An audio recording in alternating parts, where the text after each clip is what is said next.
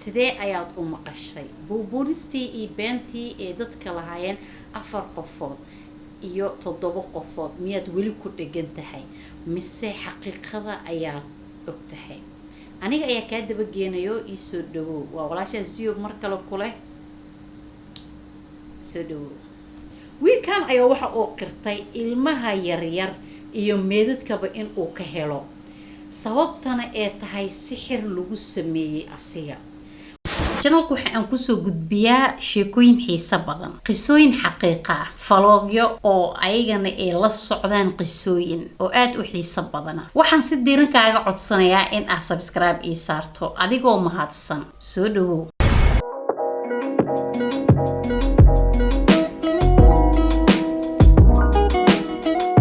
عليكم ورحمة الله وبركاته أصحابتي القالقة ولاشين زيو إذن الله أنا وعافمات قوا ميلو بدون ذاك جبت محني رجينا إن عافمات قبطان سوري دبادة ومركلا فيديو عصب فيديو كان عاو أيام وحان إذن كوها هايو قصة يجسوجي سين لكن سأن لصوت ضاحي قصة كلام معهن وقبل يريد أولتي دلك السودان قبل يرمان هنا مس علمه يرى أكيد وعلمير inkastoo dadkii dacwada loo haystay ee dhaheen waxay jirtay 10 bilood dhanka hooyadeedna ee tiri wixii ay jirtay 8 bilood balse laga awood badiyay dhibanayaashii oo hadda meediyo dhan qabsaday 10 bilood 10kiiba aan ku wadnay Janaad Jimca Buturis waxa ay ahayd gabar jirto 10 bilood sidee ayaad u maqashay buubuuristii iyo beentii ee dadka lahaayeen 4 qofood iyo 7 qofood miyaad weli ku dhegan tahay mise xaqiiqada ayaad og tahay aniga ayaa kaa daba geenayo ii soo dhawow waa walaasha Zio mar kale kule soo dhawow bishii aan soo dhaafnay gudaheeda ayaa waxaa dhacay fal aad iyo aad u falxun falkaas oo ka dhacay isla xaafadan aniga aan deganahay laguna magacaabo Madiinta Masr way ee weyn tahay qaasatan Madiinta Masr ayaa aad hadana u sii weyn oo wixii ay ka kooban tahay xaafado aan la soo koobi karin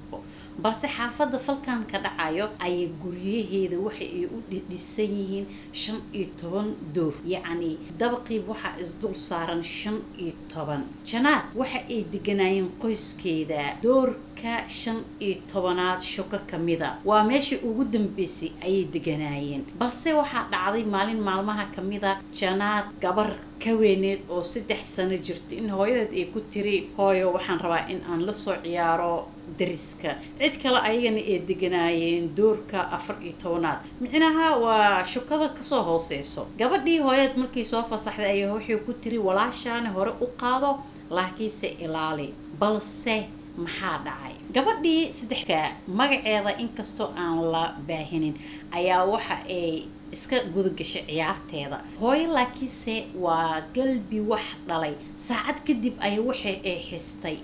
gabdhihii banaanka ugu maqnaay kadibna gurigii ay u soo degatay mar alla markay soo degtayna waxayba aragtaybo gabadhii weyneed oo iska ciyaareyso kadib waxay ay ku tiri aawe walaasha markaas ay waxay ku tiri maba ogid miya hooyo waa aan keenay saaladana soo fadhiisay waana ka soo tagay laakiinse sida taas wax ma eesa u dhicin gabadhii waa la raadiyay ma ahan gabar soconayso ma ahan gabar kaligeeda yacni jarjarta ama sanseerkaba ku degi karto balse raadin badan kadib weli waxa raadinayso hooyada iyo gabadhii dariska oo caruurteeda loo soo ciyaar doontay oo waalidiinta kale wax warba kama hayaan sida aabaheeda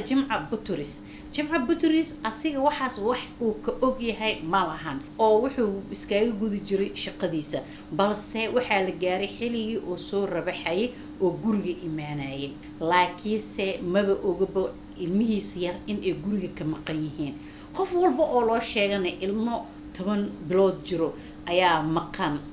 أكيد والقاضي قف أيا يعني كل كفتمايو أو سيقاتي إسلادا موياني قبل ما هن مدجنيسو سيدستاس تهاي أي هذن هو يدا وحي بارتي شوكا أما جوري الدقيقة قيب جوري والبمر على مركي جرعة كل هذا إمي غير أيام مكان ما أركتين مايا ilaa waxaa la furi waayey guryahaas ka mid ah kuna yaalo doorka 13aad caruurta waxay ciyaar usoo doonteen 14aad 15aadna ayaga ayaa degan balse waa labo midkaan markii la furay ee weydiisay ma aragteen ilmaheyga yar ayaan weysanahay waa 13aad ay hooyada ku sugan tahay kii kale waa la furi waayey balse hooyadii Janaad waxa xasaaskeeda u sheegay in gurigan lagu jiro laakiinse la rabin in laga furo ayadana aad ay u daneysay oo dhowr mar ay ku soo celisay isla waqtigaas ayaa cimaarada waxa soo gaaray aabihii dhalay Janaad markuu imaaday qaybtii sanseerka ayuu wuxuu arkay sanseer xiran oo qof ku xiran iyo sanseer shaqeynayo adduunka dad wanaagsan way ay ka buuxaan inta xunne kama yaro laakiinse aabihii maba wuu iska raaci kari sanseerkiisa wuu iska sii soco kari laakiin dib ayuu usoo laabtay ninkii xariska ayuu wuxuu ku yiri sanseerku wuu xiran yahay qof ayuuna ku xiran yahay bal in aad kasoo badbaadiseen isku daya wuu soo baxay guriga markuu imaadayne waxa lagu wargeliyay ilmihiis yar in ay maqan yihiin isla xiligaas asigana uu soo degtay si oo cunugtii raadinteeda u galo si hooyadeeda oo ula raadiyo hooyadii ayaa wuxuu ku tiray guriga 13aad oo saas waa laga soo furwaay sansaarkii ayuu ku gudbeen isla xiligaas odaygii markuu soo laabtay wuxuu arkay wiil yar sito boorso kana baxay sansaarka waa wiilka oo gargaarka u sameeyay sansaarkii ayuu iskaaga baxay wiilku iska sii baxay waa wiil xaafadda deganaa odaygana raadintii gabadhii ayay gudagaleen balse hadda waxay la soo kulmeen gurigan in uu markii hore leerkiisa banaanka shidnaa oo gudaha lagu jiro laakiin hadda leerkii banaanka waa la damiyay hooyada ma aysan arkin wax ka baxaayo markaas ay waxay ku tiri gurigan waa lagu jiraa odaygii ayaa la muxuu yiri gurigan lagu jiro maahan waa cidlo way garaaceen waa iskaaga tageen isla xiligaas ay waxay aadeen dhanka shurdada balse maxay kala soo kulmeen xeerka shurdada u degan ay wuxuu u yahay qofka 12 saacadood ka badan markii la waayay in la raadiyo laakiinse ilmo yar aan soconeynin sidee 12 saacadood ka badan lagu raadi karaa ilmo yar ma soconayaan waa ilmo 10 bilood jiro kadibna waxaa lagu soo yiri ilmaha guriga kama fogo ama qof inuu oo kula kaftamaayo iska wadayo macquul si fiican u raaso sababtoo wax shaqo lagu soo gali karo ilmo yar oo la weysan yahay haddana wax saacado la la weysan yahay waa iska soo laabteen isla waqtigaas ay xaafadii gees inta hooyooyinkii isyiqiinay isku soo baxeen kadibna gabadheedii maqan maqan adiga kadib raadin far badan ay xaafadii qayb ay isku qaybiyeen gabadha waxay u dhalatay dalka Suudaniska markaa meeshii ka dhawaay oo idil ayaa soo baxay ninkan qof walba oo ka saay ama hooyadan qof walba oo aqayni iyo adiga yacni in agency ahaan isku soo wataanbo Suudaantii dhan meeshii markay isku timid gabadhii xaafad lagu raadiyay qof walba la weydiiyay waa laga qoostay muddo 2 saacadood la eg gabadhii wala la yahay askartiina wiji ma ka soo helin ayagiina way iska dhaxwaayeen cunugtii waa la weysan yahay hooyadii fadhi uma yaalo oo naxsanta way taagantay aabi ka sii daran kadib ayaa waxaa dhacday in ay yacni صدفة أي كودي دونتا معهن وح يعني كسر رادين أيها مليار أو برحت أو حافظ داس يعني كم تهد أي ضد مركا رادين تي قبل كجوري مع الهوية ذي كل جوري أي برحدي مركي دنبلو كل ما برحدي وحي كميت قيب قشمة لا ديجو يعني وميل برحدا عدلا قف جوبت لهن قشن كلو صوت داديو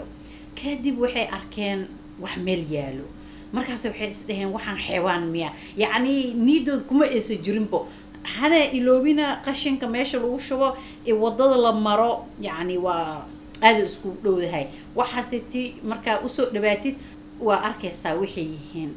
isla gabar kamida gabdhii wax raadinaya waxay tiri cunuga meesha yaalo hooyadii ilaa waa beer wax dhaliyay maba aysa fileenin cunugteed in meeshan laga heli doono markaas waxay tiri waxay ahaata waa fiirinaa soo ilmo maaha hadii la fiiribo waa jana reerkii bartii ayaa murugo ugu soo hoyatay ilmahoodii 10 bilood oo ay weysanaayeen hadda waxay arkeen ayadoo oo meed ah oo haddana taalo qashin qubka dhexdiisa kadib shurdadii ayay waceen hadda shurdada ma dhahayso maxay maqan tahay iyo ma soo degi karno way ku qasbiyiin in ay soo degtaan ila meeshii wax dhimashaa timid oo ilmihii yaraayo meed ayaa la hayaa kadib askarta waa timid markay imaadayna waxay sameysay xaafadda u dhaweyd meeshaas ay guri u baartay kadib ayagoo wareysanayo yaa arkay waxa meeshan wax dhigay kan maamo meeshii ka dhaweyd laakiinse dhahday ma kala fahmi karin waxay ahayn laakiin wiil oo yacni way qiyaastay wiil sas ayaa boorso watay boorso kadibna markaan la hadliyo maxaa yacni meesha dhigay markaan dhahayna wuu ka cararay laakiinse inuu boorsada wax ka bixiyay oo kaliya oo laakiin wuxuu ka bixiyay aniga ma garanayay oo deeqadeeda ayaan ka arkay isla saas markay tahay shafdada kaamirooyinkii meelahaas u dhawaayay baareen waxaana laga dhex arkay waa wiilkii aabihii janaad gargaarka wiishka ugu fidinayay oo lahaa qof ayaa meeshan ku xiran ee ha laga soo saaro isla waqtigaas ayuu boorsada wuxuu ku waday gabadhiisa yareed balse asiga ma uusan ogeyn waxa jiro iyo wiilkan waxa uu wato markaas ma uusan ogeyn kadib hooyadii iyo aabihii ayaa xaq waxay u yeesheen in kaamirada la tuso wiilkan ma aqoonsan kartiin la dhaho aabihii isla waqtigaas waa aqoonsaday hooyadan way aqoonsatay sababtoo ah waa wiil xaafadda la deganbo doorkaas oo albaabkii laga furi waayay waxaaba deganbo wiilkan magaciisa lama faafin taasi ne sababta ma garanayno laakiinse wiilkaas ayaa da'diisa waxaa lagu sheegay 22 jir isla waqtigaas markii la soo xirayna wax walba uu qirtay waxyaabaha oo qirtay haddii aan idin la wadaago daawade waa aad yaabi doontaa balse maxaad ku fikiraysaa oo isleedahay wiilkan ayaa waxa uu qirtay ilmaha yaryar iyo meedadkaba in uu ka helo sababtana ee tahay sixir lagu sameeyay asiga wiilkan ayaa waxa uu askartiiba ka hor qirtay in uu sixran yahay sixirkaasna sabab u noqday in uu meed hadduu arko iyo hadduu ilmo yar arkabo deyneyninbo taasi ayaa waxa ay noo cadeynaysaa falkan in aysan kow u ahayn oo hore u soo sameeyay sababtoo ah maadaama uu dhahay caruurta yaryar oo aan ku sixranahay siin raaciyay meedadka xataa taas waxaan dhihi karnaa aamusanaha dhan walba ka helaabo aamusanaha waxaa dheer gabar iyo wiil uma kala socno hadduuba qofka meed yahay ma u kala socno haddii ilmo yar yihiinna uma kala socno sababtana waxaa loogu dhigay sixir hooyadii iyo aabihii oo ilmahoodii yaraadi la dilay wiilkii yaraan loo soo xiray laakiinse ilaa iyo hadda wax maxkamada lama soo istaajin dadka qaar ayaa waxa ay iska leeyihiin waa la xukumay oo maxkamaddu way dhacday balse arintaas wax kama jiraan waaye hooyadii janaad iyo aabihii janaad xaqoodii helaan mar labaad ayaan nila soo socodsiin doonaa una soo duceeya in ay xaqoodii helaan dhammaantiinna waxaan si diiraniga codsanayaa gabadha masaakiinta in loo soo duceeyo inuu laabteeda ilaahay u qaboojiyo aabaheedna sidoo kale asigana loo soo duceeyo dhammaan caruurta Soomaaliyeedna Allah subhanahu wa ta'ala ha ilaaliye walaashin ziyo idin leh intaan aan jeclaystay in aan ila wadaago hada hore ila joogto ku baasantahay daawashada video hadii aad igu cusub tahay fadlan soo dhawo channelkuna waa channelkaaga subscribe leh forogan balaalka si uu ku dhaafin wax walba ee ziyo soo dhigto walaashin ziyo kule dunida waa wax yar ee gaab isla saawi intaan loo xisaabin